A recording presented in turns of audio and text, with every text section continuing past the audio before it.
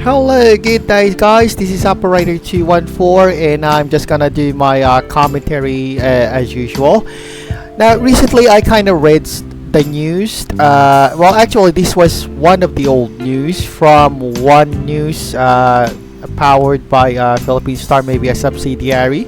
It says here on the article that Pinoy seamen may be extinct in the next 10 years. But apparently, here's the thing. It would be, yeah, it's a nice thing that giving us a doom warning about this. But the thing that kind of caught my attention with these new articles is that they are kind of, they're kind of saying that Filipino seafarers are kind of been victims or something like that, that says that the ship owners and maritime employers are kind of put off because of ambulance chases in the Philippine maritime industry. And they kind of says that this was also said on the article. I'm gonna put, by the way, the article on the link on my description here so that you can analyze it for yourself.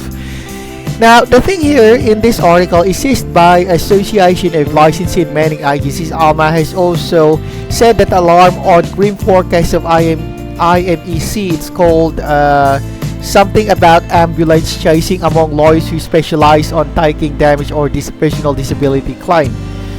Honestly, I kind this, well, I'm just saying this on commentary. I kind of find it fishy in some ways because they kind of have been saying a veritable corrupt system involving ambulance chases, seafarers, and unscrupulous arbiters and arbitrators from National NLRC and BNMCBM or something like that. And yeah, they kind of said even something like that. Honestly, I am kind of surprised why they even take the word of Engineer Nelson Ramirez of United Filipino Seafarers among this. Honestly, I don't think this is really the case on this article. I kind of disagree on it, to be honest, because it's kind of, I don't know, something's fishy on the story. And there are three things that I would say I have a critical analysis of this article. Number one, I could say, is that the blame attribution to seafarers. Now, this article suggests that Filipino seafarers are jeopardizing their future employment opportunities by filing legal claims for work-related injuries and illness. Now, this perspective implies that the act of seeking rightful compensation is detrimental to the industry's perception of Filipino workers. Now, what's the issue among this? Well, the issue here is that this stance overlooks the fundamental right of workers to seek redress for legitimate grievances. It also fails to consider the possibility that systemic issues such as inadequate safety measures and lack of proper medical support would be the contributing factors to these claims. Now, number two of my critical analysis on this article is that it kind of says lack of employer accountability. The article does not sufficiently address the role of employers and manning agencies in ensuring the safety and well-being of seafarers. They just focus on the consequences of legal claims. It kind of diverts the attention from the root cause that necessitated such actions.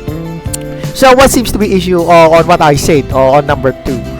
Well, first off, this omission can perpetuate a culture where employers are not held accountable for maintaining safe working conditions, potentially leading to continued neglect of seafarers' welfare. And third, I could highlight on my critical analysis of this article is that this is some sort of potential guilt-tripping narrative. Yeah, by highlighting the possibility of Filipino seafarers becoming extinct in the industry due to legal actions. This article might inadvertently guilt-trip workers into foregoing their rights to avoid being seen as liabilities. Now, the issue here is that such narratives can discourage seafarers from reporting legitimate concerns, thereby compromising their health and safety. So on a balanced perspective, While it's important to consider the industry's global competitiveness and reputation of Filipino seafarers, it is equally crucial to uphold the rights and welfare of the workers. A sustainable maritime industry should not require seafarers to choose between their health and their livelihood. Sorry. Now, aside from that, this is of course my critical analysis and my personal commentary on this one, because I kinda really find this fishy, this story. They kinda overemphasize ambulance. Sorry. They kinda overemphasize the ambulance chasing perspective or narrative, because I think it's a convenient scapegoat for them. A buzzword that shifts blame away from real culprits, which is the ship owners, manning agencies, and weak regulatory enforcement. Now, when they keep repeating ambulance chasing, what they are really doing is painting injured seafarers as opportunists and lawyers helping them as greedy predators. Now, this creates a narrative that says the problem isn't poor working conditions, bad management, or injuries on the job. The problem is these workers and their lawyers asking for too much. And honestly, this article basically says a classic misdirection. Now, instead of talking about why these seafarers are getting injured, why their contracts don't provide adequate protection, or why medical repatriations process are so hostile, they push in this idea that legal complaints are ruining everything. And this narrative protects the status quo. It kind of discourages other seafarers from filing legitimate claims, because now they're kind of guilt-tripping and stigmatizing people who are attached to seeking justice. Specifically Filipino seafarers who feel that they are not being treated fairly.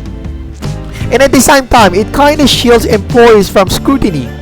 Now, nobody is asking why so many Filipino seafarers are getting sick or injured. They're just vilifying the aftermath of seafarers asking legal claims, which they which is legitimate. Now, frankly, the obsession with ambulance chasing narrative of this article, it also helps justify anti-labor laws like the IRR of the Magna Carta. It builds the case for policies that make it harder for seafarers to sue or get compensation. It's about control, to be honest, not fairness. Now, the bottom line here is they are trying to weaponize the term ambulance chasing to silence seafarers, suppress dissent, and maintain the exploitative system. The fact that they hammer on this hard tells you that they're not interested in fixing the abuse. They're interested in making sure workers don't fight back. Now, I'm gonna be honest, there is indeed some sort of underground ecosystem of ambulance chasing. There's no question to that. But the thing here is, how about the rightful lawyers who are seeking and fighting for seafarers' rights? What do you call them? It doesn't mean that they are assertive means that they are ambulance chasers. The thing here is the bottom line of this article is they kind of paint seafarers who are injured to be some sort of they're kind of painting and vilifying seafarers who have addressing those legal concerns. I'm sorry. So yeah, think about this. And quite frankly, I don't think that the ambulance chasing narrative is I don't exactly buy it. So if you kind of analyze it carefully, I think that the narrative here is more on pro company and manning agencies rather than pro or favoring the rights of Filipino seafarers. I'm just saying this is also a commentary that I would just like to say, because this article really kind of sticks out. Now, if there is such a thing that Filipino seafarers will be extinct by 10 years, it's not because of ambulance chasing, it's because these policies, the ones that you kind of put up the narrative about ambulance chasing and oppressive policies like Magna Carta, they'll be the ones who will make the Filipino seafarers extinct, not because of this ambulance chasing thing. Alright, so I'm gonna speak on this on a very clear, understandable English manner. Now look, They keep shouting ambulance chasing like it's some kind of death claw tearing apart the shipping industry. But that's not what's killing it.